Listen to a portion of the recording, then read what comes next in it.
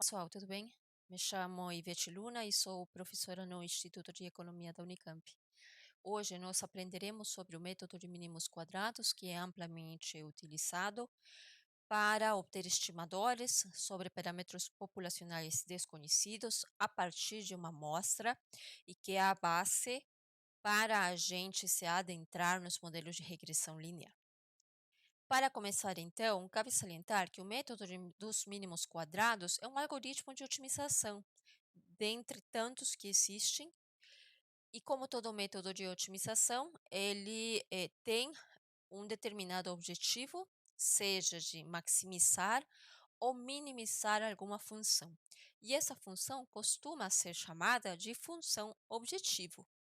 Então, formalmente, o método dos mínimos quadrados é um algoritmo de otimização que visa a minimização da soma dos quadrados dos erros de estimação. Alguns chamam dos resíduos ou dos desvios. E estes desvios não são outra coisa que justamente os erros, ou seja, a diferença entre o valor observado e o valor estimado para cada um dos elementos da tua amostra. Então, se a gente tem esse conjunto de dados aqui representado por estes pontos cinzas, ordenados aqui pelo indexador e no eixo horizontal e os seus respectivos valores para x no eixo vertical, vocês veem que eu tenho aqui uma amostra de tamanho n para os valores de x, que seria, no caso, a minha variável de interesse, e a gente o que quer é, de repente, definir um determinado valor representativo para esse conjunto de dados. Então, se eu coloco esse arranjo assim como está aqui ilustrado, eu posso querer especificar um determinado valor θ chapéu constante para o x, por isso que aqui eu represento esse valor para cada i como sendo graficamente representado por uma reta horizontal, de maneira que esse valor, de fato, seja o mais representativo possível para este conjunto de dados, né? Agora, se eu especifico esse θ chapéu, que no momento é desconhecido, eu sei que eu vou ter uma série de desvios, porque, por exemplo, para i igual a n, esse valor de θ chapéu que está aqui será diferente do valor observado. Então, a diferença entre o valor observado xn e o θ chapéu me dará o desvio para i igual a n. Da mesma maneira para x1, por exemplo, né? A diferença entre o x1 e o valor estimado θ chapéu para todos esses valores em i me dará o primeiro desvio observado na amostra, o E1. Certo? Então, esses ezinhos aqui representam, neste caso, os desvios. Agora, a questão é a seguinte, né? Por que que esse θ chapéu tem que ser exatamente esse valor? Por que não pode ser um valor um pouco acima ou um pouco abaixo daquele aqui especificado e representado por essa reta? Eu não sei, né, qual seria a posição ideal para esse θ chapéu neste gráfico. Então, o que a gente faz é deixar o algoritmo de otimização definir o seu valor, certo? E como nós vamos fazer isso? Vamos obter o θ chapéu de maneira que esses desvios aqui sejam os menores possíveis. Agora, veja que aqui eu tenho um desvio bastante positivo, porque o θ chapéu ficou abaixo, né, do valor observado, mas aqui eu tenho um desvio negativo, né, porque o θ chapéu ficou acima do valor observado. Então, se eu simplesmente somar esses desvios para construir uma função objetiva a minimizar, né, que a nossa meta é minimizar esses desvios, eu vou estar anulando um desvio positivo com um negativo. Então, o que a gente faz é elevar esses desvios ao quadrado, de maneira que, quando somados, eles não sejam anulados, né, uns com outros. Por isso que, quando a gente aplica o método dos mínimos quadrados para otimizar este problema de identificar esse θ chapéu, esse é o problema em si, a gente opta por minimizar os erros quadrados totais, né? Ou seja, a soma dos desvios ao quadrado.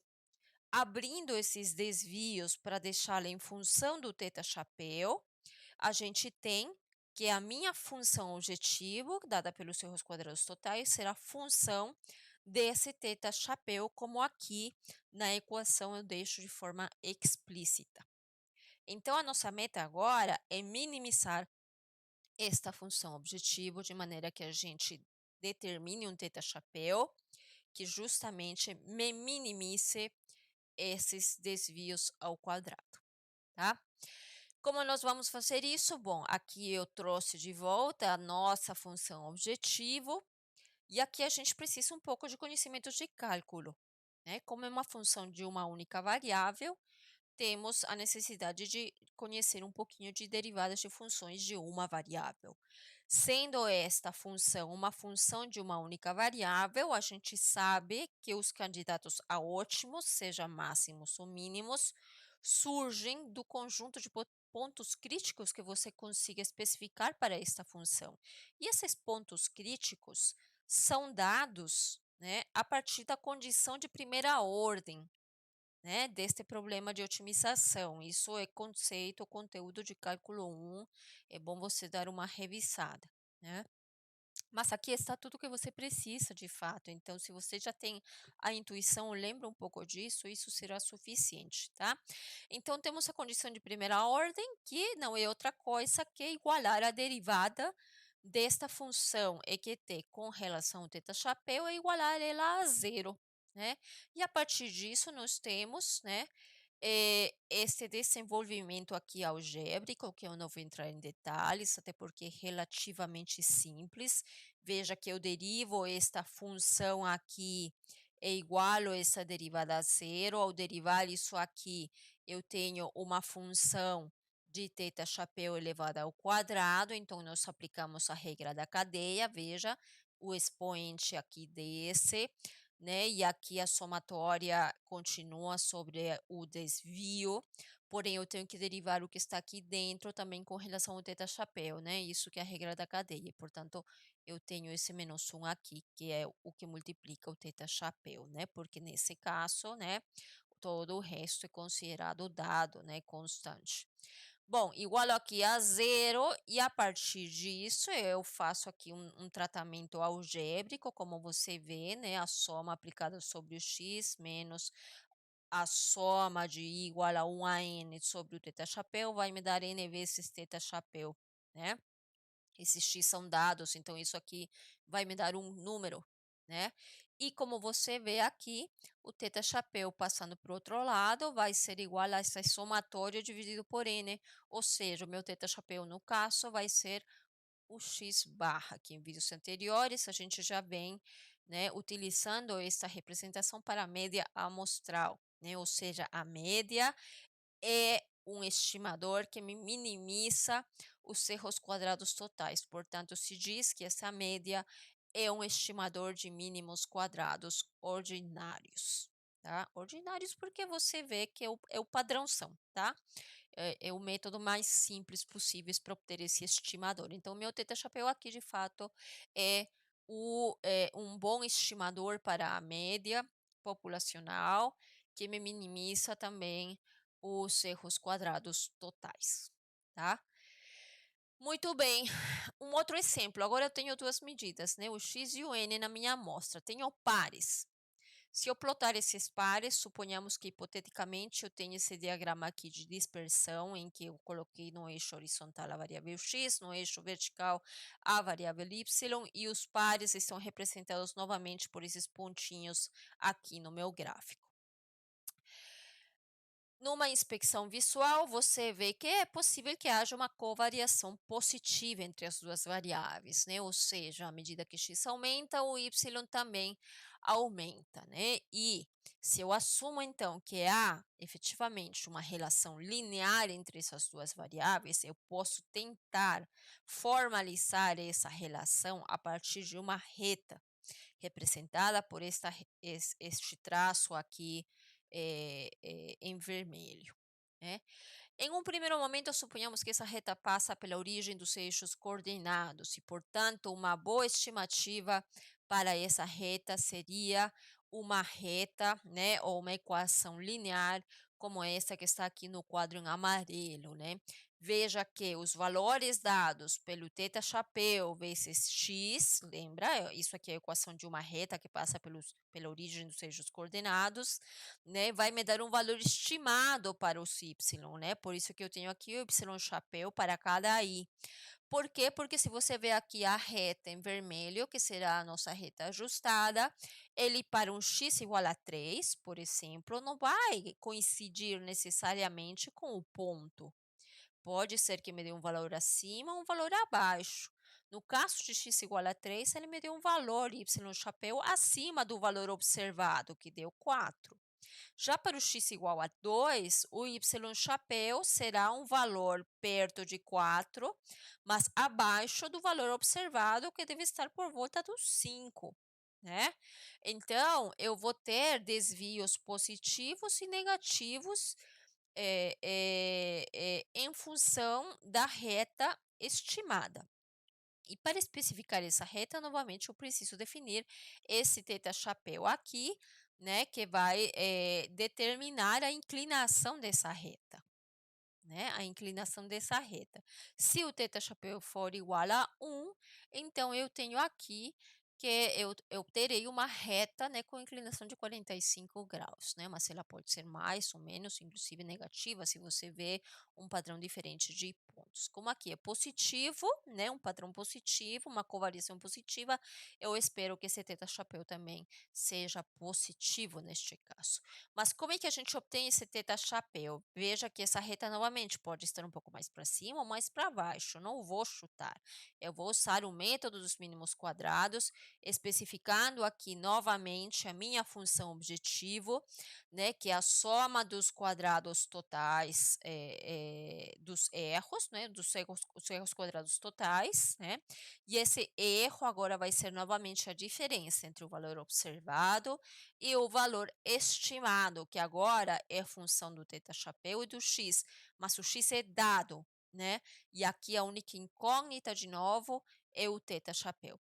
Esse θ chapéu, então, será a variável que define a tua função objetivo que você quer minimizar, certo?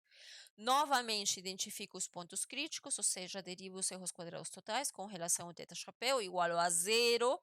Novamente, aplico aqui a regra da cadeia, o expoente desse, veja que desse para cada um dos termos o somatório, né? Por isso que, como ele é um termo constante que multiplica todos os elementos da soma, ele pode sair da soma, né? Por isso que está aqui, ó, né? Derivo e aplico a regra da cadeia e derivo o que está dentro, né? Derivando o que está dentro com relação ao θ chapéu, eu vejo que esse y é constante, então a derivada é zero. A derivada de menos θ chapéu xi vai me dar menos xi, certo? Igual a zero, faço algumas operações aqui, veja que esse menos pode sair, o 2 também, porque do lado direito tem o zero, então, né, simplifica, o x sai multiplicando cada um dos termos, então eu chego a essa igualdade, né? Como t tem um único valor e é constante para essa amostra, né? Eu posso tirar ele do somatório e, portanto, o θ chapéu me dá ou será dado por este resultado aqui em vermelho na última linha do slide. Veja que é uma relação, né, do produto, né, dos pares x e y dividido pela soma dos x ao quadrado, né? Isso então que vai definir que reta que eu utilizarei para representar aquela relação linear. Matricialmente, a gente também tem como fazer isso de uma forma direta, né? Mas eu deixo já para você fusar isso nos livros texto, tá? Essa notação é que normalmente se utiliza, tá? Nos livros de econometria, então é importante que você se familiarize com um mínimo de uma álgebra matricial, tá? Para entender essas notações que simplificam muito as nossas vidas. Bom, aplicando tudo isso à base CARS do R, né, ela já vem carregada por default, então se você manda ver um summary de CARS no seu R Studio, você terá já automaticamente todas essas estatísticas descritivas. É uma base composta por 50 observações, contendo essas duas variáveis, velocidade e distância. A velocidade máxima, que um carro de uma determinada marca pode correr, e a distância que ele percorre para voltar novamente a uma velocidade zero, né, depois de frear. Então, aqui para manter a nossa anotação, na minha rotina eu criei um data frame chamado DF, em que x é a variável speed e y é a variável dist. Eu fiz a troca somente para manter a nossa anotação aqui. Veja que são 50 observações, eu copiei aqui algumas das linhas, né, 12 linhas das 50. Esses são dados, então esse daqui é o indexador, só para você ter uma noção do tamanho da base. Aqui eu criei uma coluna, né? Você pode fazer isso manualmente para os exercícios pedagógicos, né? De 5, amostras de tamanho 5, 6, enfim. Lembra que para o cálculo aqui do θ chapéu, eu preciso o produto do xy e os quadrados do x. Então, eu estou calculando aqui o produto do xy e o quadrado do x. Veja, 4 vezes 2 é 8, o quadrado do x é 4 ao quadrado, é 16. Assim para cada um dos elementos da minha base. Calculo a soma do xy e do x ao quadrado. Tenho esses dois valores, portanto, θ vai me dar 2,91, tá? Plotando a reta, então eu tenho essa reta sul ajustada sobre todo esse conjunto de dados, tá? Você entende que isso vai passar ali pela origem, por mais que não pareça, tá? Mas é o ajuste que deu, tá? Muito bem. Caso você tenha curiosidade, eu estou deixando aqui a rotininha que eu usei para esses cálculos todos e para o cálculo do θ, para você replicar este gráfico se assim você o quiser, tá? Sobre o pacote de Plier de ggplot2, tem um vídeo para cada na lista de métodos e introdução ao R, tá? E se você quer entrar mesmo nesta onda ali de análise de dados com o R, eu te recomendo fortemente que você se familiarize com esses dois pacotes, tá bom?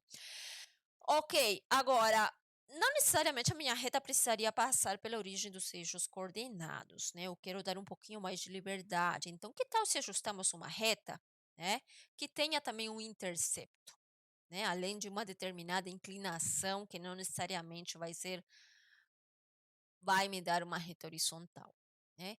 Então, o que eu posso fazer, né, é especificar um modelo como este que está aqui no quadro em amarelo, né? O beta 0 chapéu será o intercepto, o beta 1 chapéu será a inclinação da reta. Veja que para o primeiro caso que eu te mostrei aqui da média amostral, esse beta 1 chapéu seria zero, né?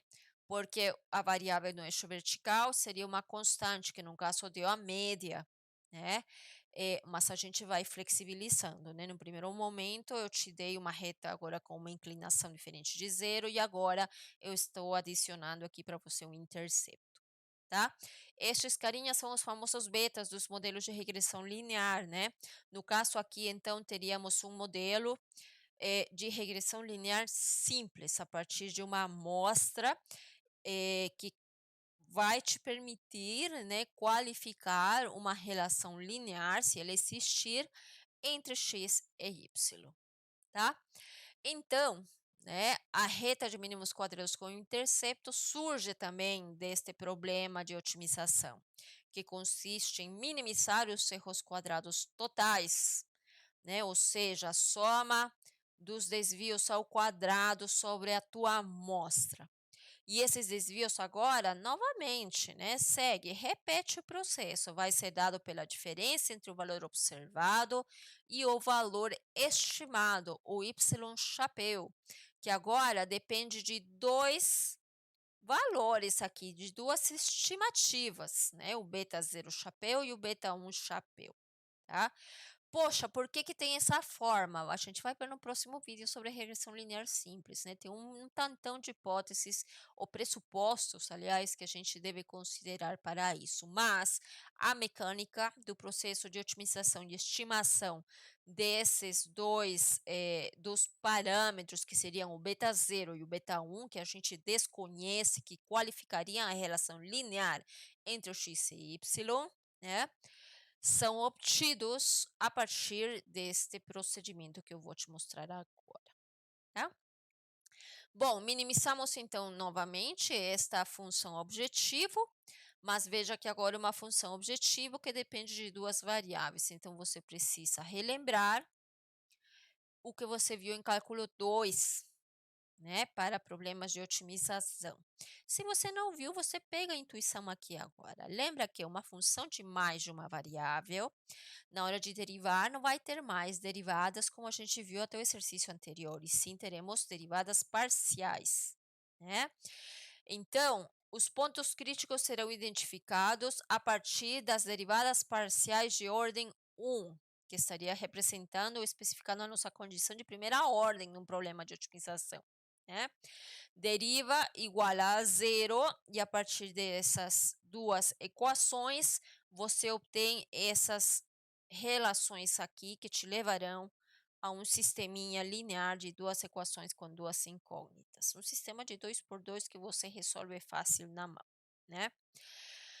Veja, parece mais cabeludo, mas não é. Eu estou te mostrando a parte formal do problema, né? Da onde para você saber de onde que sai, né? Aquelas equações bonitas que às vezes você pode ter visto, mas não sabe de onde que surgiram, né? Novamente, ó, quando eu derivo parcialmente com relação ao beta zero chapéu, eu considero que o beta 1 chapéu é fixo, né? Da mesma maneira, nesta segunda derivada, eu estou considerando que o beta zero chapéu é fixo e passo a derivar como você já sabe, né? Olha com calma se você quiser entender a mecânica da coisa, mas os livros texto também te apresentam todo o desenvolvimento disso, tá? Bom, a partir então do tratamento destas duas equações, né, você reescreve, simplifica, enfim, você chega a esse sisteminha. Parece cabeludo, mas não é. Veja, o n é o tamanho da amostra, aqui você tem a soma dos x da tua amostra, aqui a soma dos y, aqui novamente repete a soma dos x, a soma dos x ao quadrado e a soma dos produtos, né? Esses carinhas aqui você já tinha, isso aqui você tem a partir da média amostral, né? Das médias amostrais, e o n é o tamanho da amostra. Então, se você substituir aqui, você vai ter número, número, número, número, número, número. Tudo que está em azul são números conhecidos, né? Então, você tem duas equações com duas incógnitas, o beta zero chapéu e o beta 1 chapéu. Resolvendo algebricamente, você chega a essas duas igualdades, né, para definir o beta zero chapéu e o beta 1 chapéu. Veja que para definir o beta zero chapéu, você precisa antes definir a inclinação da reta, né? O estimador para a inclinação da reta, o beta 1 chapéu, tá? Veja que aqui temos algumas operações aqui, né? Simples, relativamente simples. No próximo vídeo eu vou te mostrar uma forma mais fácil de calcular, caso você precise fazer isso na mão, com aqueles exercícios pedagógicos que você costuma encontrar nos livros texto, tá? Mas dá para resolver na hora que você calcular isso e substitui, você nem precisa dessas equações, né? Você resolve isso fácil, né, na mão. Bom, tendo esse sistema, então, temos também a notação matricial, né, que é bastante utilizada e que eu utilizo, por exemplo, no primeiro momento no R, né, quando não quero usar os pacotes para os modelos de regressão. Bom, tenho isso aqui, eu construo uma matriz A de coeficientes, veja que são todos os termos aqui em azul. Tenho também uma matriz B de coeficientes, termos constantes à direita de igualdade, né? E eu tenho a minha matriz coluna de incógnitas, né?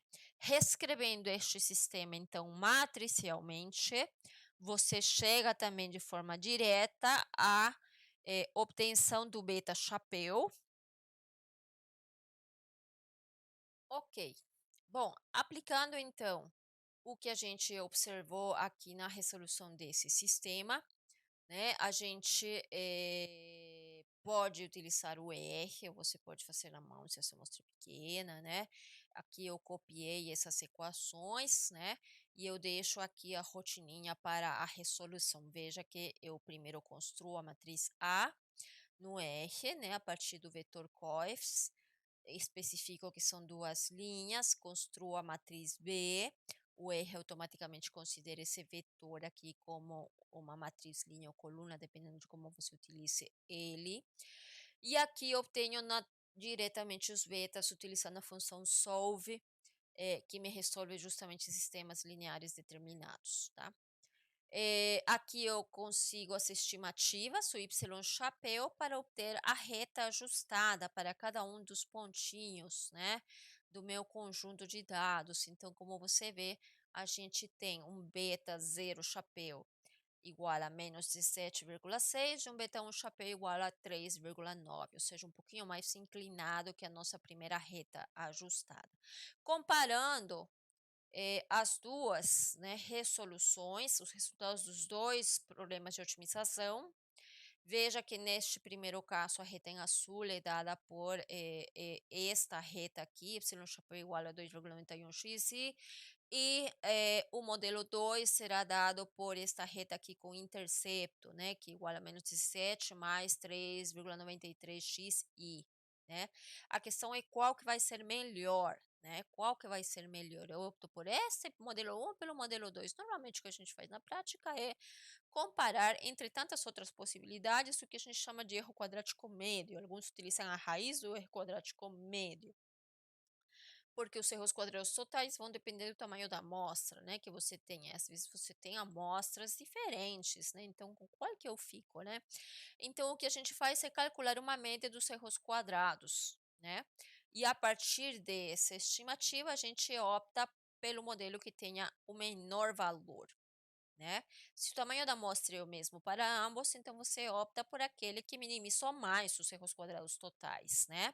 Então, a partir disso, a gente vê que o modelo 1 tem um EQM com um determinado valor, que no caso aqui é 259, e o segundo modelo tem um EQM igual a 227, ou seja, menor, né? Ele minimizou mais ainda a função objetiva especificada.